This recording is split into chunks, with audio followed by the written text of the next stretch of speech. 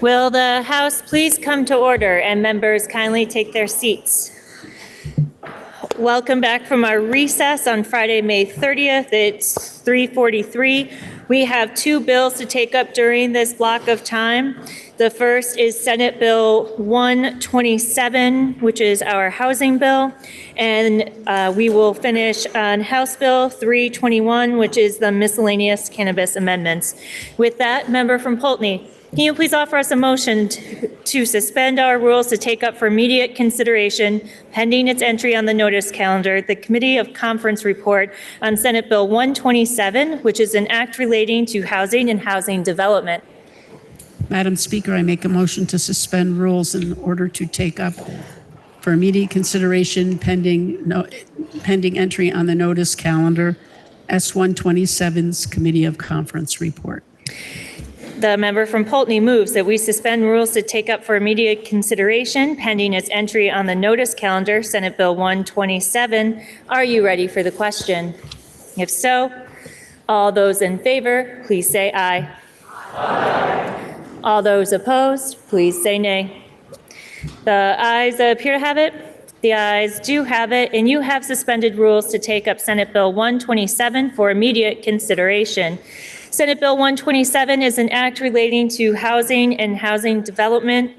The bill was referred to a committee of conference on the disagreeing votes of the two chambers. The Committee of Conference has met and considered the same and recommends that the House adopt its report, which the First Assistant Clerk emailed to members at 3:01 today. This amendment is also posted on the House Overview web page, and paper copies are available at the table. Member from Calais.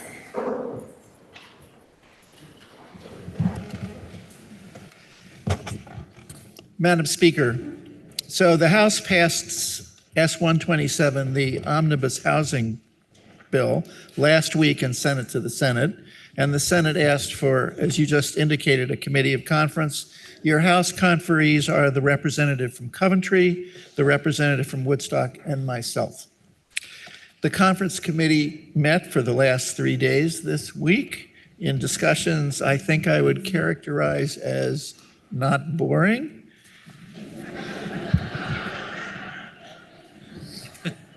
The House and Senate conferees reached agreement, and it is our pleasure to present the report of the conference committee now. I will present the portion of the conference report relating to housing issues and then ask your permission, Madam Speaker, to yield to the representative from Woodstock to present the issues relating to CHIP, the tax increment financing device.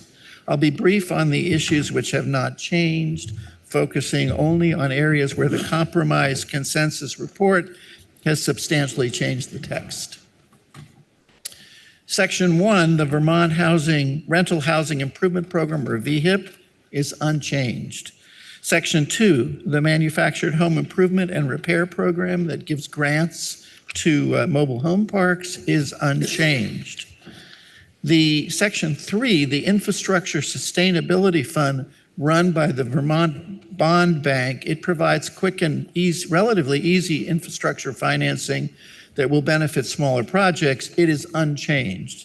The technical corrections to the Rental Housing Revolving Loan Fund administered by VHFA are unchanged.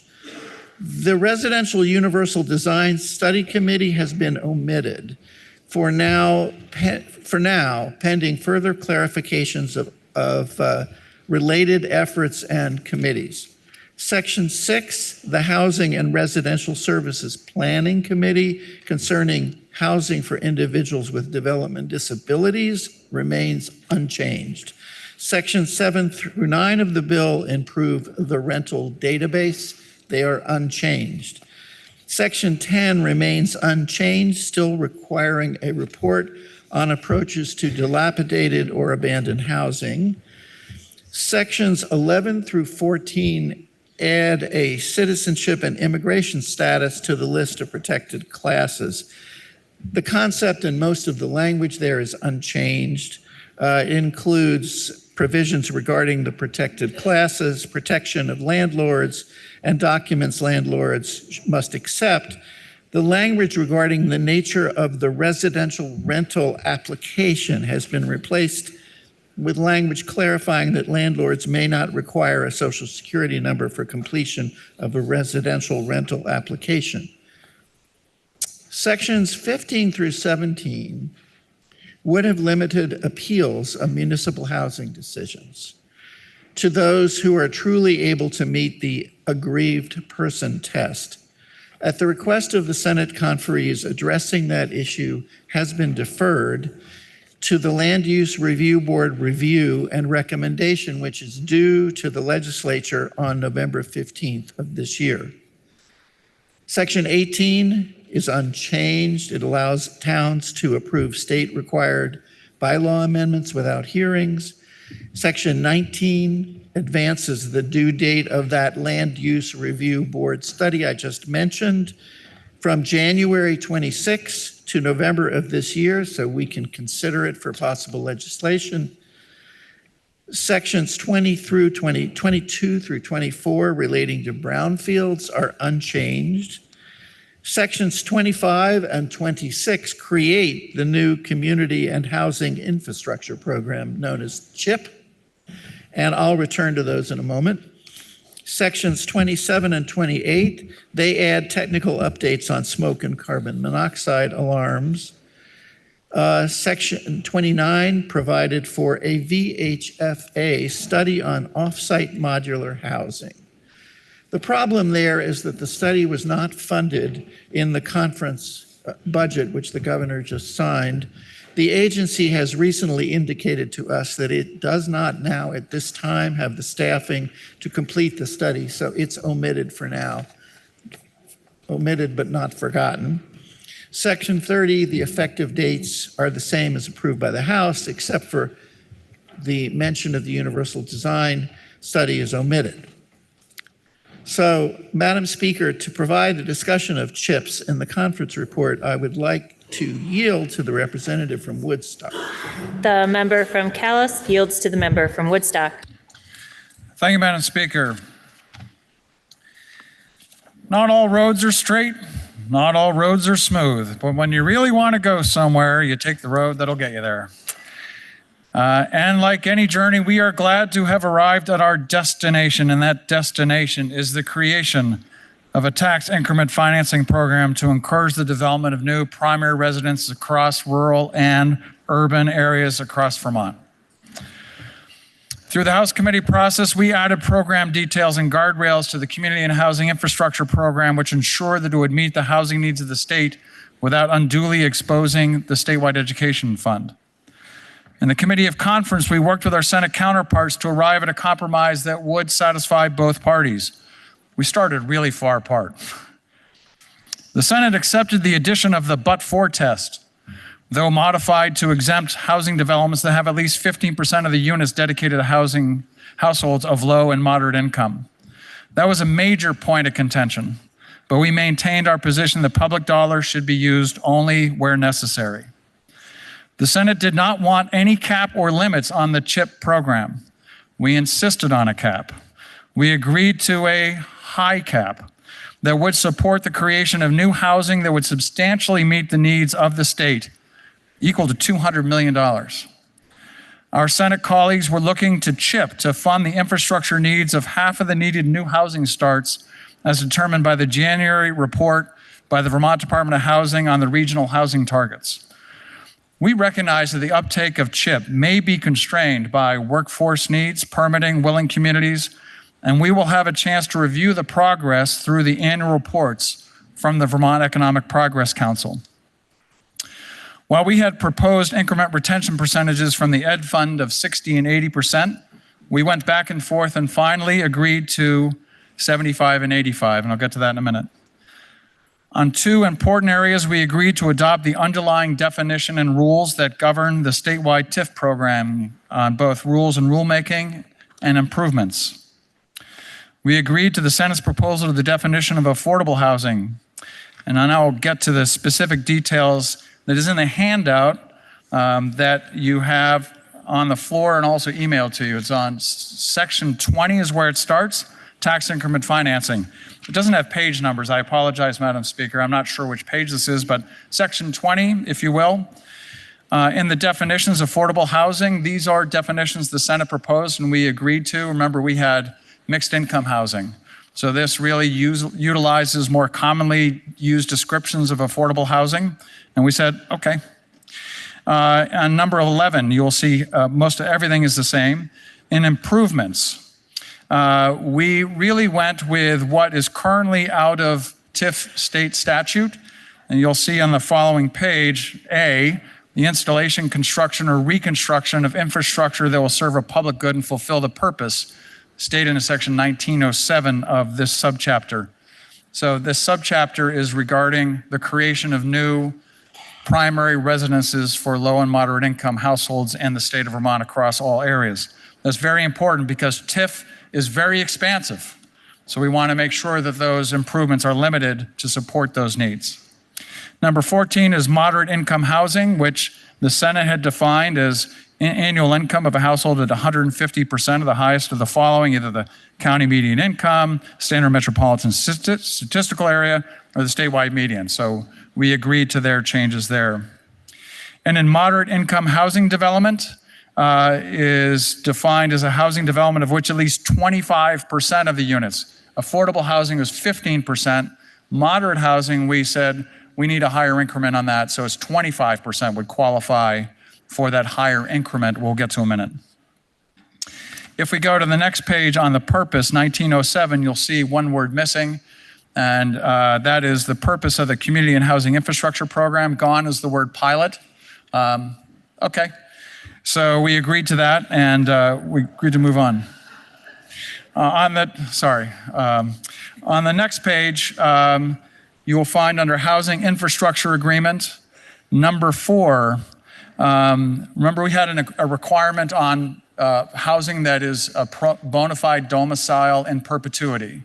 A lot of folks had problems with the word perpetuity. So what we agreed to and what they had proposed is number 4, provide that any housing unit within the housing development be offered exclusively as a primary resident until all indebtedness for the housing infrastructure project of which the housing development is part has been retired, provided that this condition shall be satisfied by biennially providing a landlord certificate or homestead declaration. So we thought that was a fair compromise. It doesn't guarantee perpetuity, but it does guarantee for at least that 20-year period that they are maintained as primary residences or affordable housing. On the following page, under housing infrastructure project applications in the but-for test, this is a shortened version of what we had proposed to them. Remember, we had 3 qualifiers underneath the but-for test. This is essentially just leaving those out, but the Senate asked for, and we agreed to, exempt, under the second line, other than those for which the housing development is an affordable housing development, because there's such a need for those particular housing developments, that the but-for is fairly obvious. We did not agree to their request to include in that middle income. In the project criteria down at the bottom of the page, you'll see the Vermont Economic Progress Council shall review a municipality's housing infrastructure project to determine whether, we had a couple of parts on this, one is at least 60%, we had 65%, at least 60% of the floor area of the projected housing development be dedicated to housing. And then the second, or, and this is an either or, the projected housing development meaningfully addresses the purpose of section 1907. Remember, that's to create housing. On the affordability criterion, that is, again, regarding to those percentages for affordable housing units, 15%, and moderate income or middle income housing, which is 25%, in order to get the higher increment. On the following page, on item G, halfway down in terms of approval, we had put in our bill that VEPC had 45 days from which to approve an application from the date it was deemed to be complete. We had testimony in our conference committee from VEPC who said that they go on site visits, and they plan to go on site visits for each one of these CHIP applications, and they needed time. In order to, they are not going to necessarily take that much time, but they wanted to have the opportunity to take a little more time in case the volume is so high. So they asked for 90 days, and we agreed to it. Remember, we had a concept in the bill before where we had put in 45 days, where there was an approval process from VEPSI and also the CHIP board, and that was the biggest concern. 2 parallel processes, duplicate, how much time would it take? So we agreed to the 90 days from the date of application. And VEPSI assures us that they will work to expedite applications. They want to make this work too. Later down on the page, you'll see that applications are submitted on or before December 31st, 2035. When the bill came to us, it was with this expiration date. We had shortened it to 5 years because we wanted to actually review the process to see what was going on. VEPSI asked us, and our Senate conferees asked us to extend that for 10 years to get a full run at this program to see how long it would be rolled out, taken up, and what the performance was. And we agreed to that. The limit, and this is where the limit is $200 million. And that's a lot of money. But we had many discussions on what was required to meet the infrastructure needs of the anticipated housing needs. We have the ability to review this as a legislature every year in the coming years, and we need to determine if the housing is being taken up, if the if CHIP is working. That doesn't mean we need to decrease the limit, but to see how much is really taken up. It's not infinity, but it's a large number. Then you got to go a few pages, and it's the top. It says education property increment. I'm sorry, you don't have the page number. It is 1910C section, use of tax increment. And this is where we have increment of 75% for those projects that do not qualify as an affordable housing project. And then number 2 is 85% for those that do qualify as an affordable housing project. And then down in the bottom on item E is the adjustment of percentage. We had that VEPSI would adjust the retention percentage at the end of the 5th year. There's compelling testimony say we really don't know enough after the end of 5 years.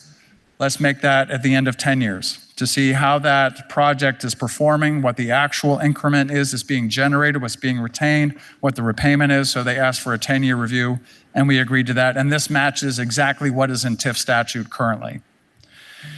And on the next page, I am on now section 19D, information reporting. We went back and forth on a couple of things that we had asked for about actual sales prices as opposed to the asking price. And there was also a question about grand list appreciation for the housing units. That's what the Senate proposed within the district. And we heard from both tax and from VEPSI that they don't have the ability to identify housing units within a certain area as opposed to commercial versus housing. So we said, okay, we'll get rid of those things, but we still want an annual report. So we're getting that. So, and then on or before January 15th, item C on that same page, VEPSI will submit a report to the various committees of jurisdiction. That's at the end of the 10-year period as to how things are going. Remember, we're going to hear from them every year. At the bottom of that page, 1910F is rulemaking. Remember, we tasked VEPSI with making rules around some specific things. And that was on, was there regional equity? Was there a dedication to those projects for meeting the but-for test? Was there also vacancy and dilapidation being addressed? Those are now pushed to guidelines to be developed by VEPSI instead of being rules that they have to adopt.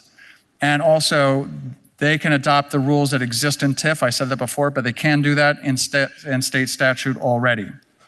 Now, if we go on, all right. So I believe that's almost all the changes, Madam Speaker, until we get to, yes, it is section 21 and the Vermont Economic Progress Council. It's on the second side of the page. It is item number 1, but it's on membership. It's item number 3. We had added 3 members to the VEPSI board. Remember that one, the executive directors of both Vermont Housing Finance Agency and also the Vermont Housing Conservation Board to weigh in on any kind of CHIP applications. Those were voting members. We also added another member as a non-voting member who is the director or the commissioner of the Housing and Community Development within ACCD. They asked that those all be non-voting members, and we agreed to that. And then the last one, section 22, is Community and Housing Infrastructure Program.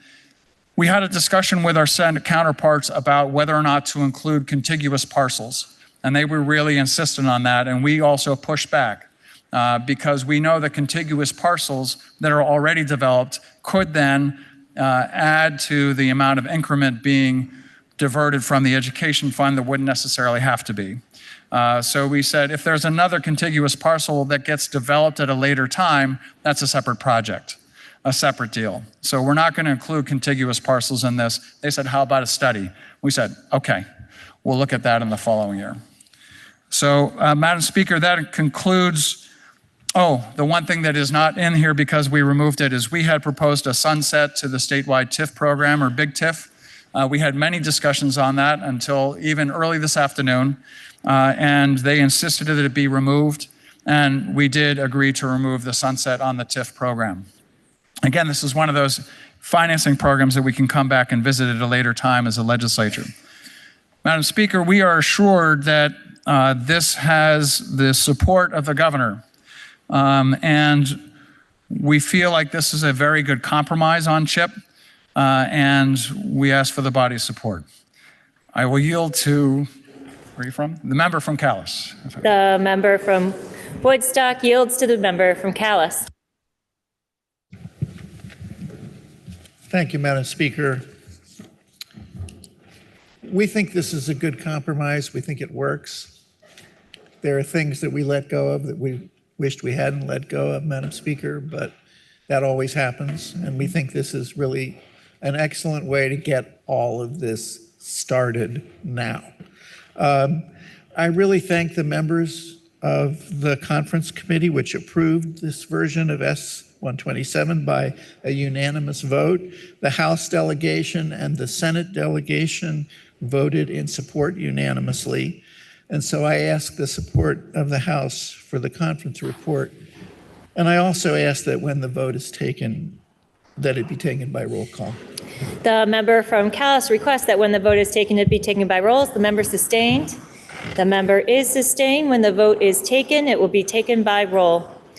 The question is, shall the House adopt the report of the Committee of Conference on its part? Are you ready for the question? Member from Georgia.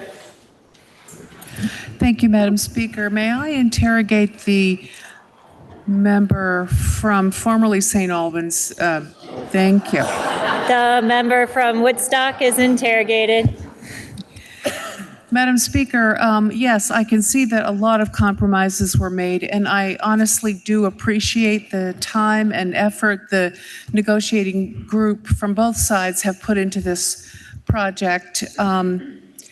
My first question, the new cap has changed. Can you tell me, member, to what? Yes, the cap, as we had proposed to the Senate, was for an annual approval of aggregate projects not to exceed $40 million in lifetime tax increment retention. The Senate pushed for no cap, and we had many discussions about a cap versus no cap. And when we asked them for what they would propose as a cap, they came back to us after conferring with various members and calculating what the infrastructure needs were to support housing starts of approximately 3,750 new units per year of $200 million. So it's from 40 to 200 million. You know, to construct that number of houses, and believe me, this is not my field, but that doesn't seem to me to be too outrageous. It's a lot of money, but we're talking a lot of living units. You're absolutely right, Madam Speaker. It is a lot. It's ambitious. Right now, the current rate of new housing construction is about 2,500 units. Last year, there are 2,700 permitted. To have an increase of that amount is ambitious, and we hope that it happens. And this tool can definitely help accelerate that construction, provided all of the other things fall into place. You're absolutely right. Certainly much needed. Have you, I couldn't find a fiscal report in our materials. Have you an estimate on how much money on an annual basis and also overall is going to come out of the Ed Fund? Thank you for that question, Madam Speaker. It is incredibly difficult to estimate with any confidence. And so in meeting with the Joint Fiscal Office earlier today and discussing how do you really predict, and there's so many variables as to how many get taken up. So there's really no exact estimate as to what the fiscal impact would be. The only is, in coming up with a cap, is how much additional monies would be generated to go into the Ed Fund versus how much would be retained. And so in looking at that spreadsheet and that estimate is a substantial amount of money. And so that the $200 million is over 20 years in the first year of approvals, and that is the limit on the particular bill that we have in front of us. I don't want to ruin your day, member. I know that you've worked really hard for the last 3 days, and this is a difficult issue to settle. You had a rough negotiation, so I only have 2 more questions.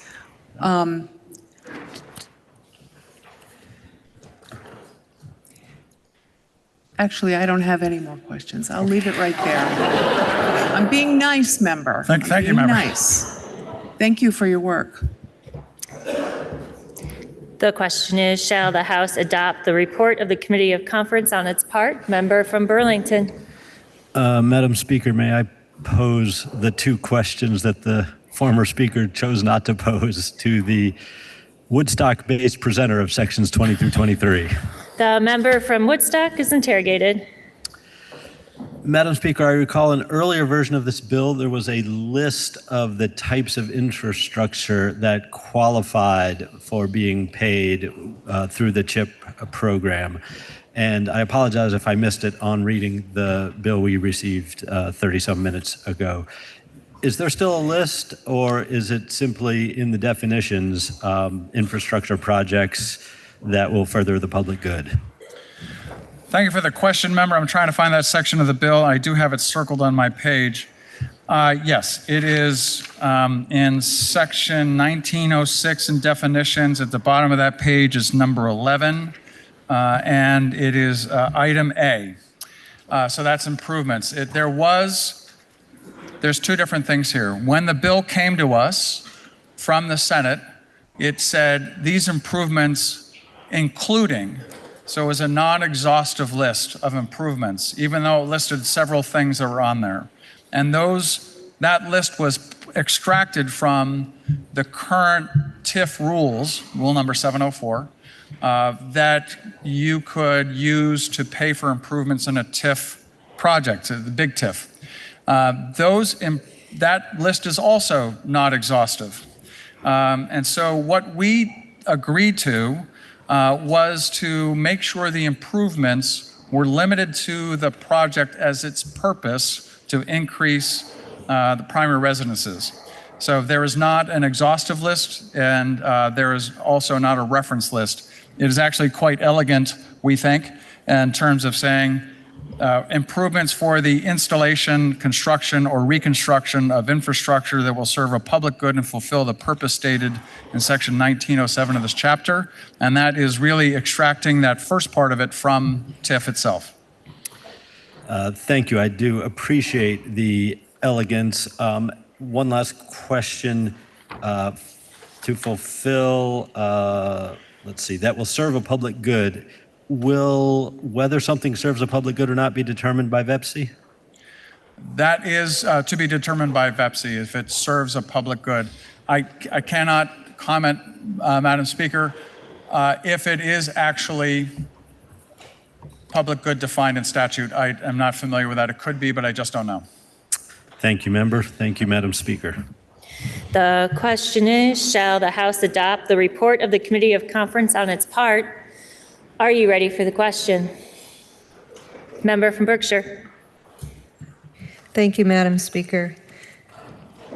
I'd like to take this opportunity to thank my colleagues, the House conferees, for listening to the concerns of this body and hearing what was important to those of us who represent more rural areas that will benefit from this CHIP program. Are you ready for the question? Member from Bradford. I rise in support of the conference report. I want to recognize the conferees for their hard work and commitment to finding a path forward. I also want to acknowledge the voices from across Vermont who pushed for this bill to better reflect the needs of small towns and rural communities. After all, that is why we are here, to speak up, hold firm, and stay focused on the people we serve. There's still much more work ahead. If we are serious about solving our housing shortage, we must stay focused on removing the barriers that stand in the way of building more homes. This is an exciting step forward for Vermont. Are you ready for the question? If so, will the clerk please call the roll? Arsenault of Williston. 2 minutes.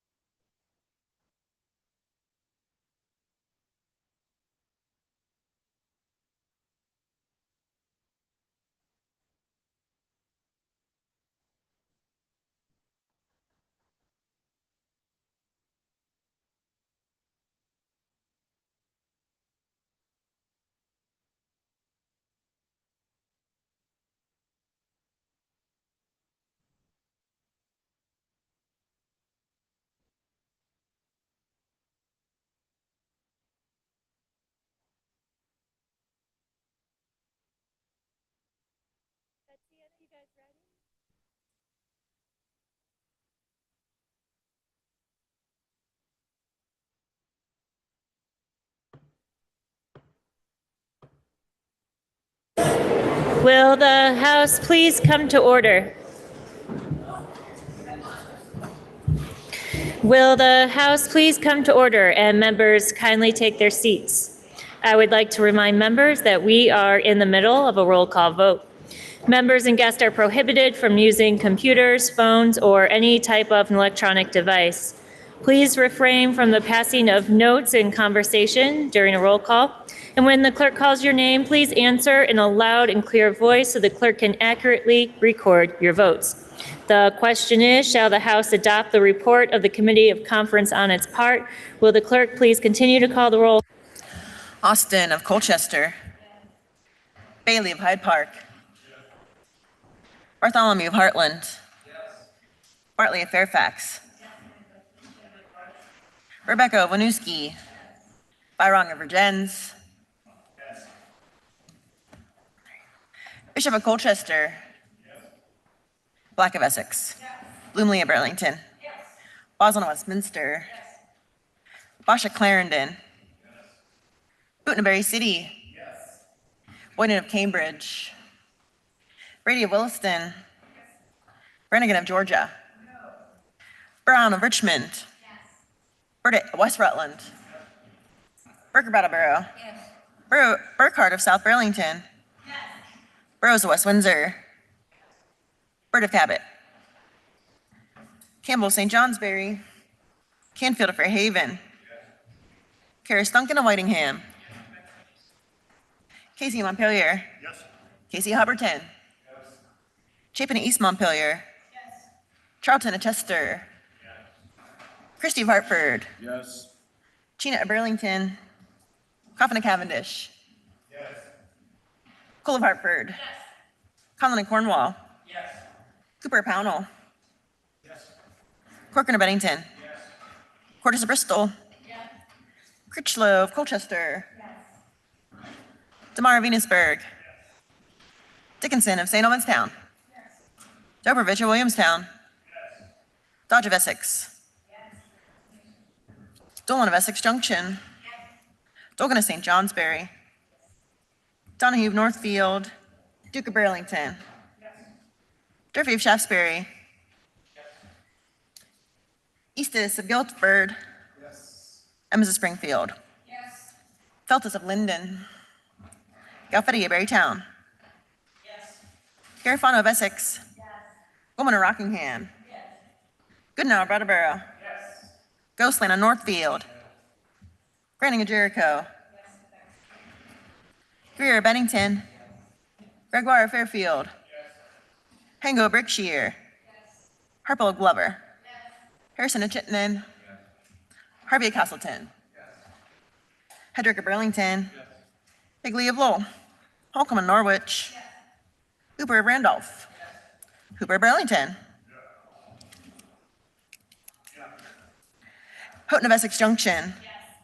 Howard of Rutland City. Helen of Rutland Town. Hunter of Manchester. James of Manchester. Kosenska of Burke. Keyser of Rutland City. Kimball Woodstock. Klepner of Burlington. Kornheiser of Brattleboro. Krasnow, South Burlington. Labor of Morgan. Lally of Shelburne. Lalonde of South Burlington. Lamont of Morristown. LaRush of Franklin. Lipsky of Stowe. Logan of Burlington. Long of Newfane. Luna of St. Albans City.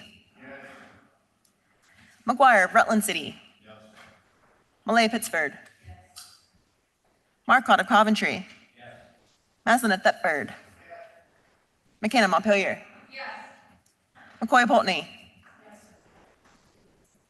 McFawn of Berrytown. McGill of Bridport. McLiss of Milton. Mahaly of Calais. Minier of South Burlington. Morganella Milton. Morgan Emma Milton. Morse of Springfield. Morrissey of Bennington. Morrow of Weston. Roki of Putney. Nelson of Derby. Nielsen of Brandon. Nigro of Bennington. North of Ferrisburg. Noyes of Wolcott. Nugent of South Burlington. O'Brien of Tunbridge. Odie Burlington. Oliver of Sheldon. Olson of Starksboro. Page of Newport City. Parsons of Newberry. Pezzo of Colchester. Pincenel of Dorset. Pouch of Heinsberg. Powers of Waterford. Priestley of Bradford. Pritchard of Pollitt. Quimby of London. Richardson of Burlington. Sakowitz of Randolph. Shy of Middlebury. Sheldon of Middlebury. Sibilia of Dover. Southworth of Walden. Squirrel of Underhill. Steady of Milton. Stevens of Waterbury. Stone of Burlington. Supernut of Barnard. Sweeney of Shelburne. Taglavia of Corinth. Taylor Milton. Tomlinson of Winooski. 250 St. Albans Town. Tory Moortown. Walker Swanton. Wazazaka of Berry City. Waters Evans of Charlotte. Wells of Brownington. White Waitsfield. White Bethel. Winter of Ludlow. Wood of Waterbury. Yes, with explanation. Yakavoni, Morristown. Boyden of Cambridge. Campbell St. Johnsbury. Chena of Burlington. Donahue of Northfield. Feltus of Linden. Higley of Lowell. O'Brien of Tunbridge. Parsons of Newberry. Waters Evans of Charlotte.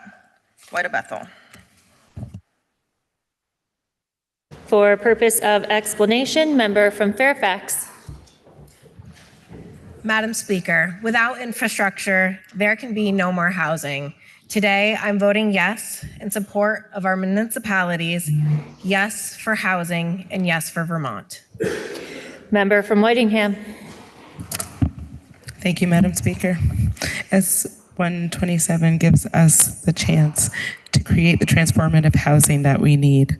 This bill supports existing programs and establishes new ones that will create the critical infrastructure that we need all over the state.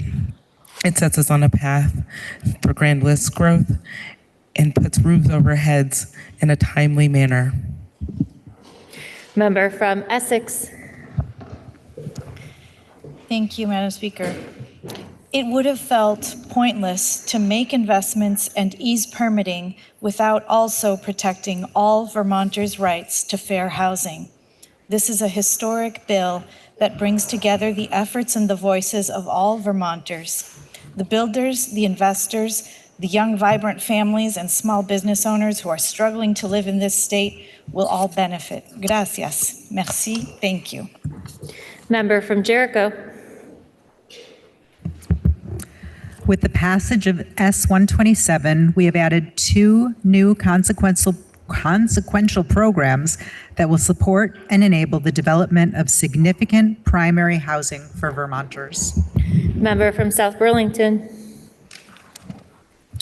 Madam Speaker, among the most consequential efforts this year is S-127, a comprehensive housing bill aimed at addressing Vermont's housing crisis.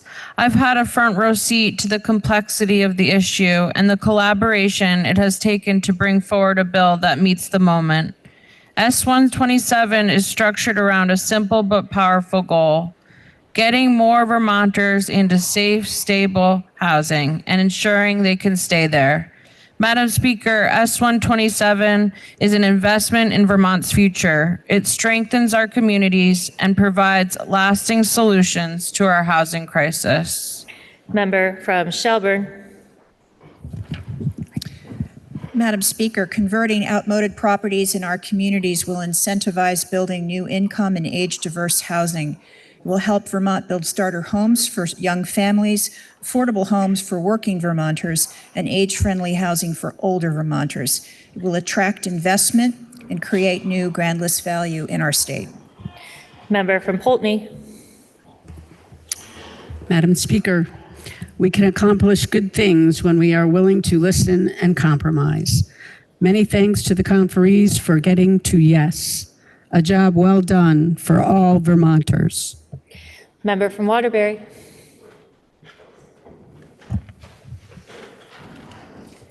Madam Speaker, I voted yes, but let's be clear. This bill will do too little to improve the housing status of people who are homeless or of very low income. Member from Georgia. Madam Speaker, somewhere, some group of taxpayers will have to pay for this money, which comes right out of the Ed Fund. Estimates that I've just done here at my desk show at least 5 cents on the tax rate to do so. That's already 50 cents increase in the school tax rate before we even review the program. Members, please listen. Member from Dover. Madam Speaker, may I explain my vote? You may. Madam Speaker, I vote yes for this important tool. Yes to build more housing, to grow the grand list, to grow our population, and to grow the education fund. We do need to add more tools next year that are designed for rural Vermont. I thank the conferees for their work. Members, please listen to the results of your vote. Those voting yes, 137. Those voting no, 2. The ayes have it, and you have adopted the report of the Committee of Conference. With that, member from Poultney, can you please offer us a motion to suspend our rules to message our action on Senate Bill 127 to the Senate forthwith? Madam Speaker, I make a motion to suspend rules in order to message our actions on S-127 to the Senate forthwith. The member from Poultney moves that we suspend our rules to message our action on Senate Bill 127 to the Senate forthwith. Are you ready for the question? If so, all those in favor, please say aye. Aye. All those opposed, please say nay. The ayes appear to have it. The ayes do have it, and you have suspended rules to message our action on Senate Bill 127 to the Senate forthwith. Next is House Bill 321, which is an act relating to miscellaneous cannabis amendments. Members, earlier today, the House concurred in the Senate proposal of amendment with further proposal of amendment thereto on House Bill 321.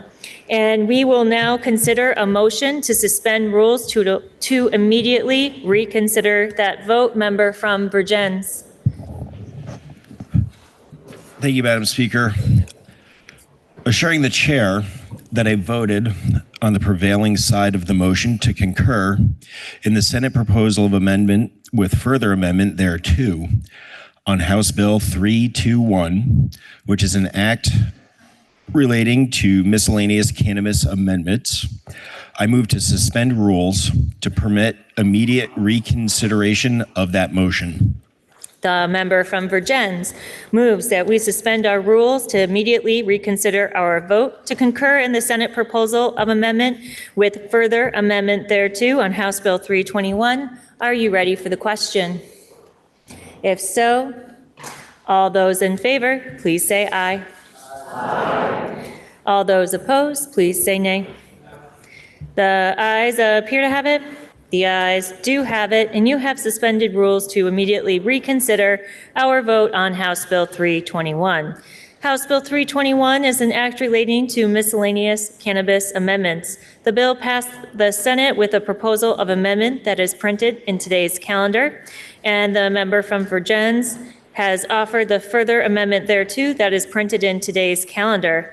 And now the member from Chittenden, Representative Harrison, offers an amendment to the proposal of amendment offered by the member from Vergennes.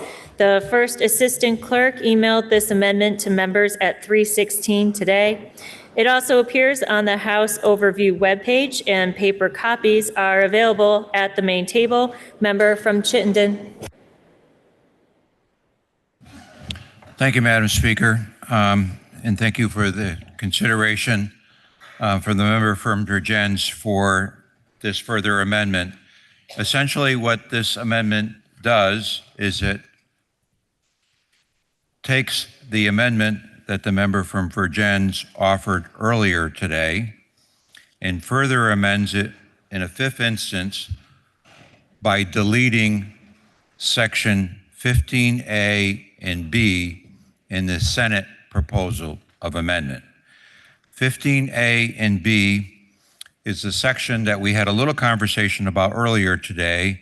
The Senate had added a cannabis showcase event permit pilot, and I had raised some questions in terms of the potential guardrails and options of how many retailers, how many licensees, et cetera, and thought it might be best to remove that provision that the Senate put in for now.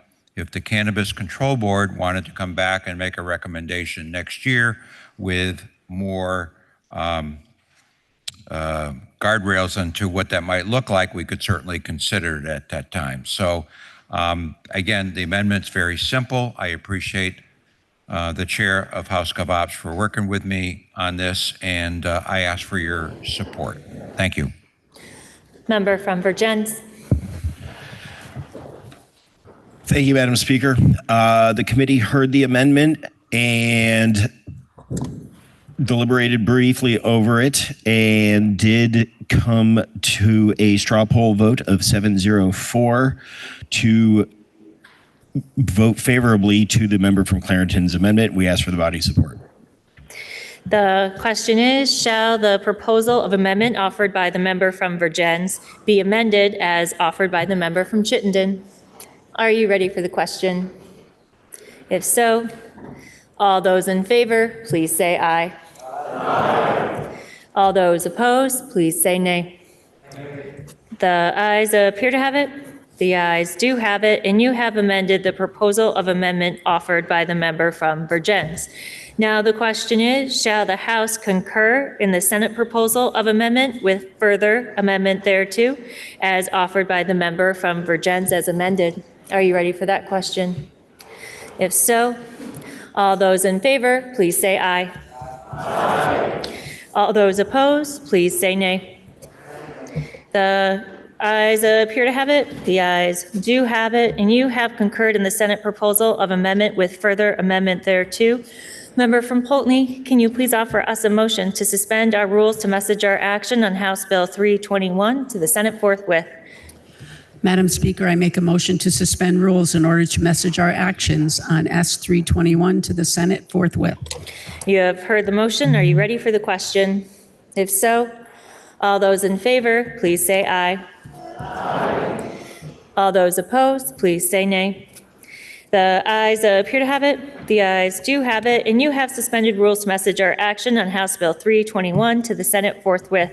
Members, at this time, we will take a recess for about an hour to see if there's any business to take up at 5:30. At 5:30, we'll come back. If there's no work, we will let members know, and we will have a lunch or dinner break for about 2 hours. So with that, the House will stand in recess until the fall of the gavel at 5:30.